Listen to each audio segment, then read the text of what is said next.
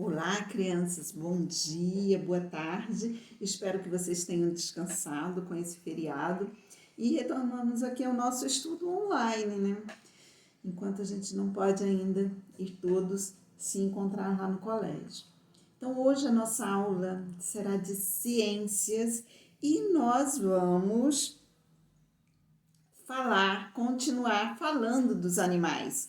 E nós vimos que essa variedade toda de animais, ela foi classificada em separadas em dois grandes grupos por causa de características que cada grupo apresentava em comum.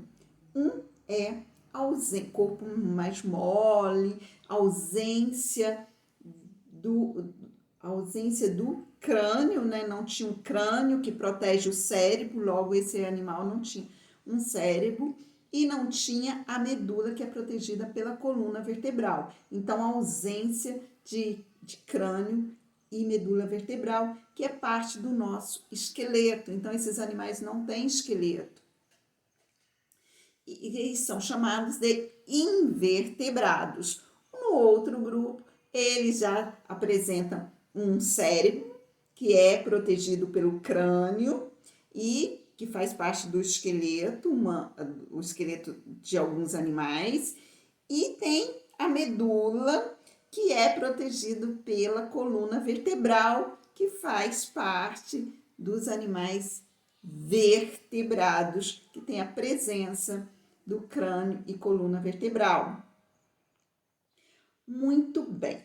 Eu vou começar esse estudo sobre os animais vertebrados lá pelo texto da página 292 e eu quero que vocês acompanhem comigo a leitura, prestando atenção em quais animais que aparecem nesse texto e as características deles, se eles entram no grupo dos vertebrados ou no grupo dos invertebrados.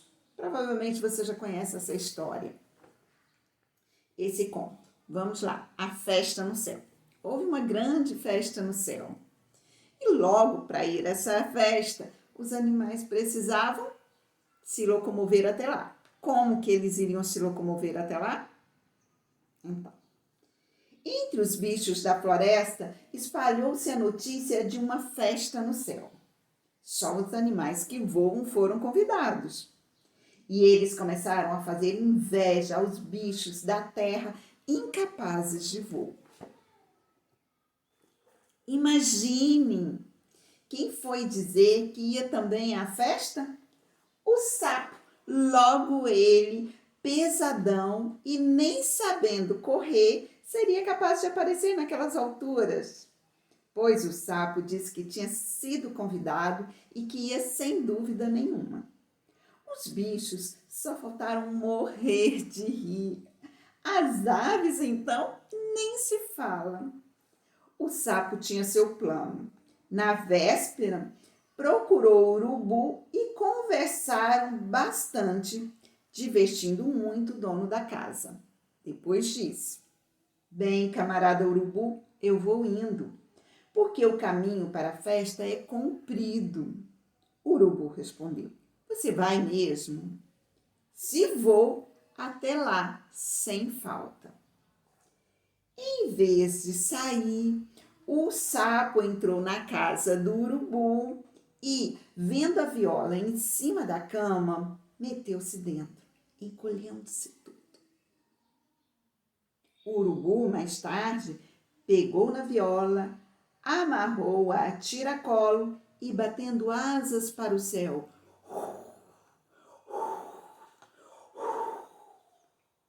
chegando ao céu, o urubu deixou a viola num canto e foi se divertir. O sapo botou o olho de fora e, vendo que estava sozinho, saiu da viola todo satisfeito.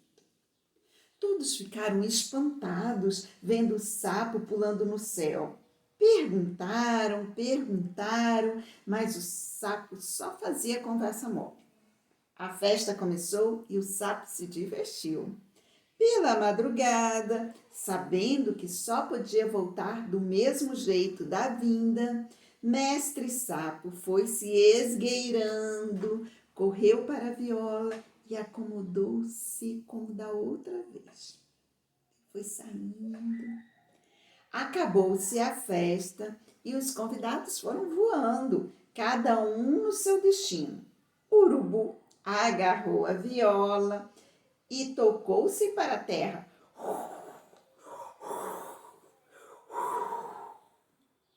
No meio do caminho, numa curva, o sapo mexeu-se e o urubu viu o bicho lá no escuro, todo curvado, feito uma bola. Ah, camarada sapo, é assim que você vai à festa no céu? Sem pedir e sem avisar? E lá do alto virou a sua viola. O sapo despencou-se para baixo e dizia na queda: Bel, Bel, se desta vez eu escapar, nunca mais vou no céu. Bateu em cima das pedras como um genipapo. Genipapo é um fruto duro, amolecendo-se todo. Ficou em pedaços. Nossa Senhora, com pena do sapo, juntou todos os pedaços e o sapo voltou à vida de novo. Foi salvo pela Nossa Senhora. Por isso, o sapo tem o couro todo cheio de remendos. E aí? O sapo tem, a pele dele é toda de cores diferentes, né? Até tem foto de um sapo aqui que depois vocês irão ver. Mas e quais eram esses bichos que apareceram na festa? Vamos recordar? Urubu, tinha os pássaros, né, que são aves, e tinha o sapo. Muito bem. Esses animais têm coluna vertebral?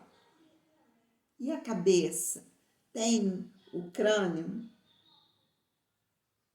Tem. Esses animais são todos vertebrados? Apareceu algum outro animal que seria um invertebrado? Se você ainda não sabe dessa resposta, releia o texto. E agora, vamos lá estudar os animais vertebrados na página 287.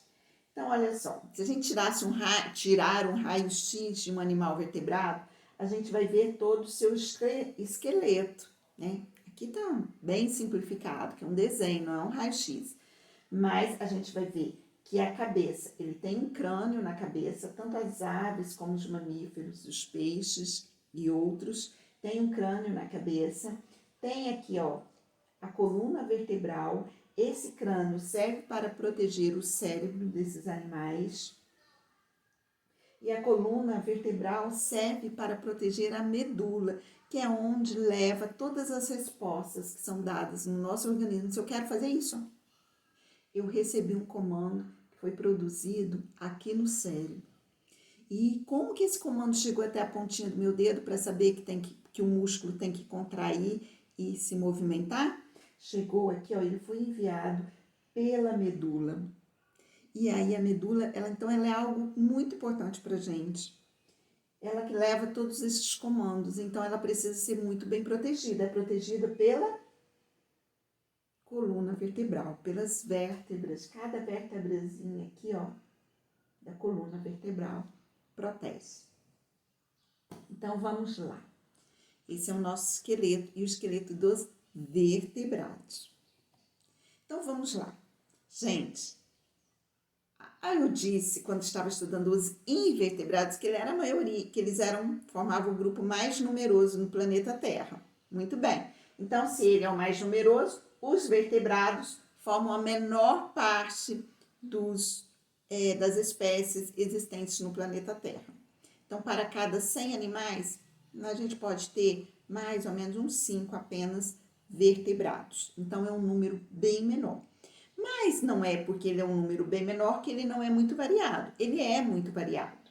Muito. Tem muitas características diferentes. Mas algumas características, como cobertura do corpo,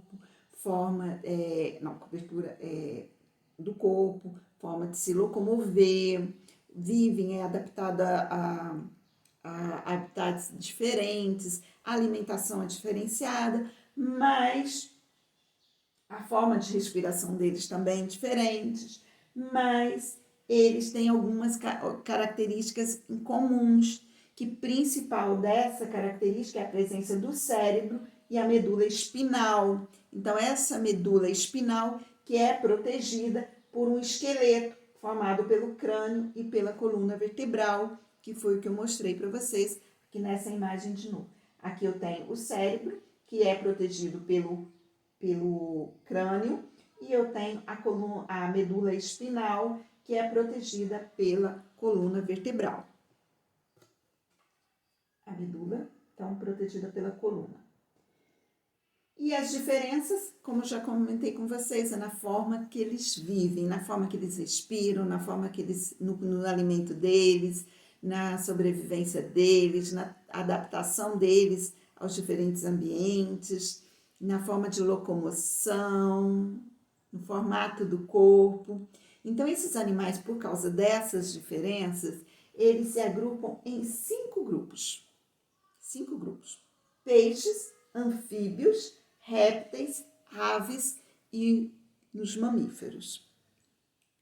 Nós vamos estudar cada um deles. Estamos aqui, somos vertebrados e a gente faz parte de um desses grupos. Você já sabe o qual? Vamos estudar cada um deles. Se você ainda não sabe, vamos descobrir. Bom, então aqui nós temos o peixe. Os peixes, eles têm algumas características em comum. Então, vamos lá para essas características. Vamos lá. Então, gente, os peixes foram os primeiros vertebrados que surgiram no planeta. Então, surgiram lá na água. Os peixes, que são esses vertebrados que vivem na água. E como são os mais antigos, também são os mais numerosos. Então, os peixes são os vertebrados mais numerosos que nós temos. E são variados e adaptados ao seu habitat. A gente tem peixe de água doce, peixe de água salgada. Então, ele é muito variado. Peixes que ficam mais na superfície, mais fundo, muito variado. Também, eles nascem a partir de ovos. Então, nascem a partir de ovos. Então, ele nasce a partir dos ovos. Esses ovos, na grande maioria, eles são colocados na água, fertilizados na água. Então, vamos lá. Mas isso não é para agora, não. Nascem de ovos, sabia? Então, alguns peixes, algumas espécies têm... o macho protege esses ovos na boca. Então, a boca dele fica cheia de ovos. Até nascer os filhotes. A respiração é realizada por meio das brânquias, né, que a gente sabe que são protegidas por essa estrutura aqui que levanta, abre e fecha, a água com o oxigênio entra pela boca e sai aqui, ó, com CO2, com gás carbônico. Então, sai aqui, é liberado, porque ela passa pelas brânquias. O que mais? Então, respiração branquial. A pele dos peixes é revestida por escamas. Ah, mas eu tenho alguns peixes que são lisinhos. Tem um tipo diferenciado dessas escamas. E também ele varia muito colorido, né? Se a gente olhar no aquário, a gente vai ver peixes de todas as cores. Existem peixes herbívoros, que se alimentam de plantas aquáticas, e tem peixes carnívoros, que se alimentam de outros animais. A maioria tem esqueletos formados por ossos. A maioria dos peixes tem esse esqueletinho aqui, formado por ossos. Mas eu tenho peixes também, como o tubarão, por exemplo, que são peixes, e a arraia, que são peixes formados por cartilagens. O que é cartilagens, tia? Sabe aquela estrutura molinha do osso, que reveste o osso, principalmente nas nossas articulações? São cartilagens. Eles é mais leve do que o osso. Então, se é mais leve, os peixes que são formados, os tubarões, eles nadam bem, mesmo sendo tão grandes, porque eles têm cartilagens. Ah, mas e os outros, então, são pesados? são mais pesadinhos, né? Na proporção do corpo, gente. Claro que um tubarão é muito mais pesado do que um peixinho pequeno, uma sardinha, por exemplo. Mas, em proporção ao seu corpo. Mas aí eles têm uma bexiga para ajudar a subir e descer, controlar essa altura na água. Então, eles têm uma bexiga cheia de ar. Então, eles têm uma bexiga que ela murcha e enche, murcha e enche, e assim vai controlar a subida e a descida dos peixes. Então, a gente tem aqui, olha só, gente, são os ovos do peixe. Não é revestido por casca, é assim, revestido por uma substância. Então, daqui vai nascer peixinhos. Cada um desse, ó, é um ovo. Cada um é um ovo. A respiração dos peixes são pelas brancas, respiração branquial. Então, aqui sai essa estrutura vermelhinha quando a gente levanta essa estrutura aqui. Então, eu tenho aqui as brancas, que é por onde eles filtram, passa a água e eles retiram o oxigênio e libera o CO2. Ó, gente, que coisa mais fofa! Quem são esses bichinhos aí? A gente parou de falar dos peixes e agora nós vamos falar dos anfíbios. Anfíbios. Bom, se os peixes vivem na água, gente, os anfíbios, eles têm uma parte da vida, quando jovens, quando nascem, que dependem da água. E depois, quando ele vai se desenvolvendo, ele vai desenvolvendo as suas estruturas, partes do corpo necessárias para sobreviver na terra seca. Não tão seca assim que ele precisa de umidade, mas aí ele vai lá para a terra e ele desenvolve capacidade de respirar fora da água, capacidade de se locomover. Então, quando jovem, eles dependem da água. Essas são as características dos anfíbios, dependem da água como jovens. Então, eles iniciam a vida na forma de larvas, lá em ambientes aquáticos. Aí, na fase adulta, ocupa o ambiente terrestre. Quando, à medida que ele se desenvolve, ele desenvolve essas estruturas para se adaptar à terra. Que estruturas são essas? Os membros, como as patas, as pernas, para eles se locomoverem, e também os pulmões. Antes a respiração deles é na água. Então, depois eles retiram o ar da água, na fase de larva. Mas depois, quando adulto, eles precisam retirar o oxigênio do ar. Então, antes o oxigênio da água, depois o oxigênio do ar. Então, para retirar o oxigênio do ar, eles precisam desenvolver os pulmões para a sua respiração, respirar fora da água. Então, necessitam de água para manter úmida a sua pele e para realizarem a sua respiração. Eles absorvem esse oxigênio do ar, muitas vezes pela pele, respiração cutânea. Então, eles precisam de manter a sua pele úmida. A respiração, a reprodução dele ocorre na água, então a reprodução, quando ele nasce, não é na água, então os ovos são colocados na água. E são sensíveis a mudanças no ambiente, por isso eles sofrem muito com desmatamento, eles precisam de umidade. Aumento ou baixa de temperatura, eles sofrem com isso. Se o ar fica mais seco, eles sofrem, o ambiente vai ficar mais seco, eles sofrem com isso. Então, eles precisam de ter um ambiente em equilíbrio. Um ambiente em equilíbrio, ele tem sua vegetação nativa. Então, vamos lá no ciclo de vida? Então, olha só, aqui é água, aqui é terra. Então, o adulto vem, coloca seus ovinhos na água, seu sapo.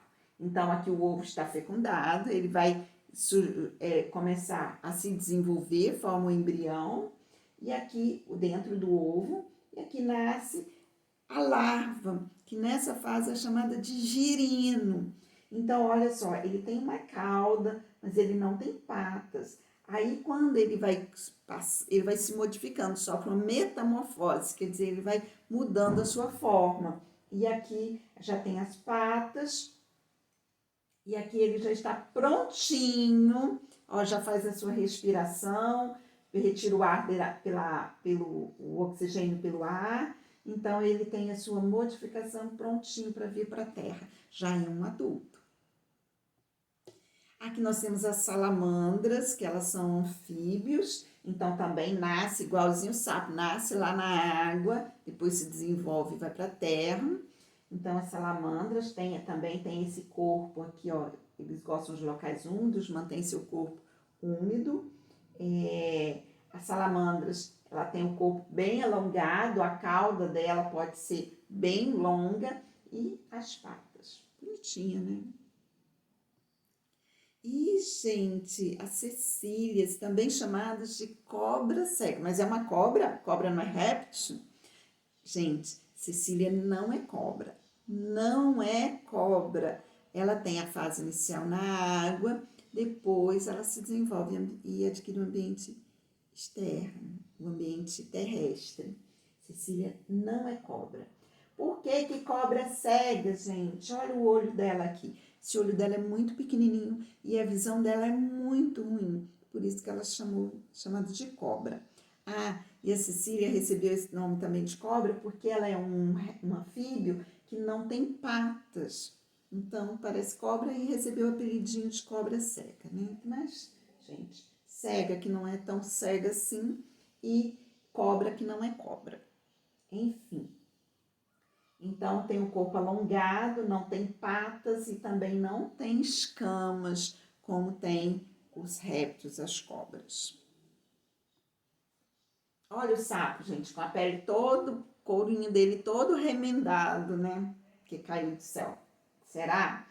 Sapos, então, rãs e pererecas são anfíbios. Essa glândula aqui, ó, armazena veneno. Se ela pressionada, ela solta, né, que chamam de leite, mas na verdade é uma substância que é venenosa.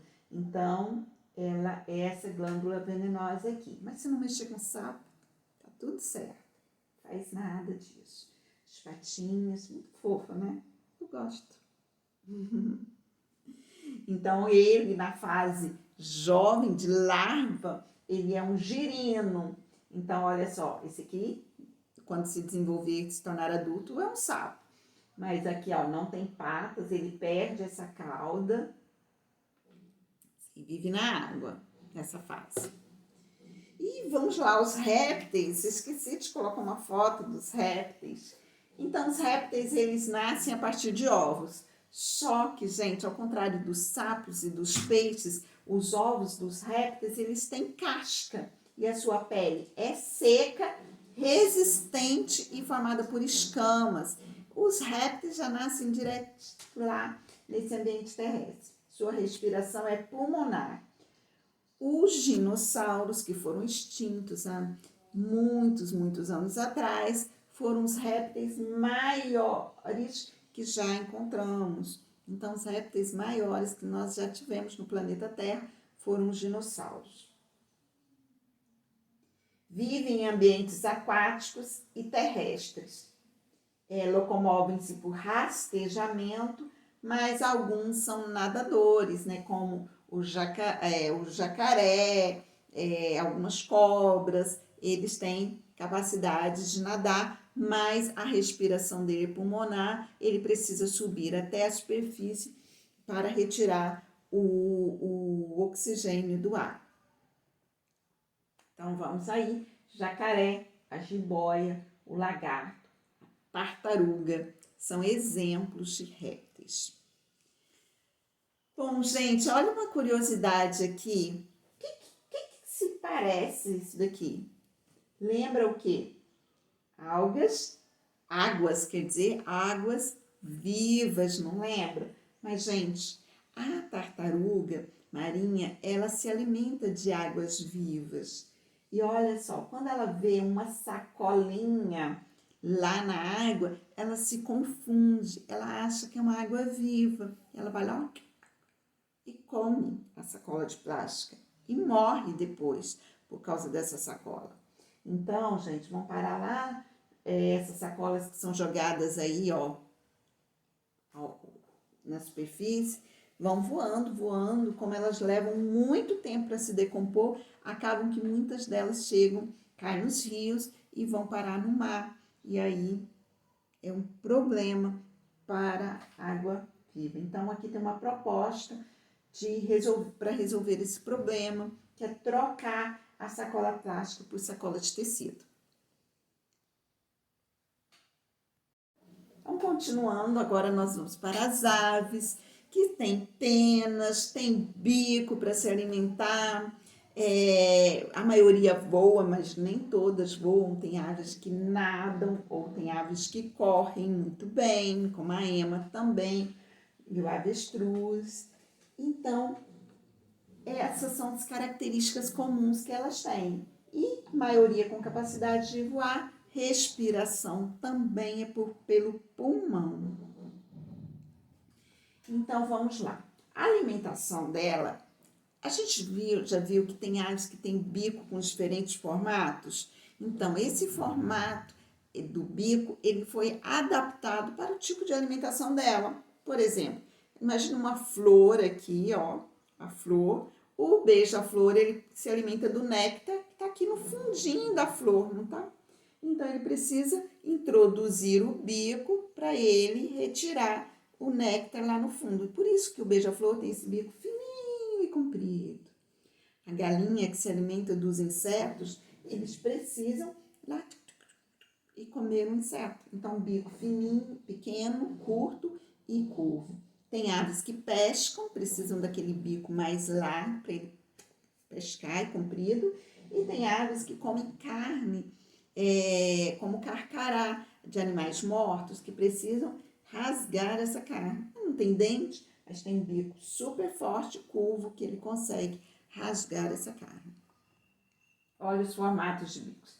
Animais que comem muitos alimentos diferentes, animais que comem insetos, como da galinha, alguns pássaros, animais que comem grama, animais que comem o néctar, como beija-flor, o pescador, animais que comem frutas, como o tucano, e aqui muitos outros animais, os animais aqui, ó, com esse bico fininho que se retira o alimento lá da lama, o pato mergulhador, enfim. Tem até uma rede de pesca aqui para facilitar a sua caça. Come sementes de pinho, então ele precisa quebrar, olha, faz uma tesourinha aqui para ele quebrar essas sementes. Os mamíferos, então, gente, os mamíferos somos nós. Vê se você encontra a sua característica aí. Eles se desenvolvem no corpo da mãe. Então, os mamíferos se desenvolvem lá no corpo da mãe. E quando a mãe amamenta, ela produz leite. A fêmea, uma fêmea, que é um mamífero, ela produz leite. Ela tem glândulas mamárias para alimentar sua cria, sua prole. Então, o corpo é revestido de pelos, que é para controle da temperatura do corpo desse animal. A maioria dos mamíferos é terrestre, mas existem grupos de ambientes aquáticos e que tem respiração pulmonar. Então, um exemplo de mamífero do ambiente aquático é a famosa baleia. Ela é um mamífero que vive no ambiente aquático, mas a baleia, para ela respirar, ela tem que subir na superfície, porque a respiração da baleia, que é mamífero, é a respiração pulmonar. Aqui tem o babuíno mamando, né? Então, é mamífero. O morcego também voa, é um mamífero que voa e que também a fêmea tem as glândulas mamárias e é mamífero. Tá? Mamíferos voadores, que são os morcegos. Ah, gente, mamífero come de tudo. Tem mamífero que é herbívoro, que come vegetais. Tem os mamíferos que se alimentam de outros animais, carnívoros. E tem mamíferos onívoros que se alimentam tanto de plantas quanto de vegetais. que nós temos o elefante herbívoro, grande assim, mas é herbívoro, e temos o guepardo, que ele está correndo atrás de um veado, porque ele é carnívoro. Vamos lá nos exercícios? Então, aqui a gente tem vários mamíferos, de todos os tamanhos. Eu quero que você circule nessas imagens quem são mamíferos. Circule aí. Agora, eu quero que você volte lá no texto, na festa no céu, que você já deve ter esquecido. Faça mais uma leitura para você, de preferência em voz alta. Cuidado com a pontuação. Faça uma leitura bem bonita e responda estas questões. Então, vamos lá. Na história, lá do texto, da festa no céu, o sapo interage na festa com animais de um grupo de vertebrados que tem asas. Você sabe qual é o nome desse grupo? Gente, o nome do grupo. O grupo. Lembra? Nós temos 5 grupos. Nós temos peixes, aves, anfíbios, répteis e mamíferos. Então, temos 5 grupos. Qual o grupo que o sapo interage, que é um anfíbio? O sapo é anfíbio, interage com outros animais. Qual grupo que pertence a esses outros animais? Além do urubu, quais outros animais desse grupo você conhece? Do grupo que o sapo interagiu lá no céu. Você conhece outro animal vertebrado que voa e não pertence a esse grupo?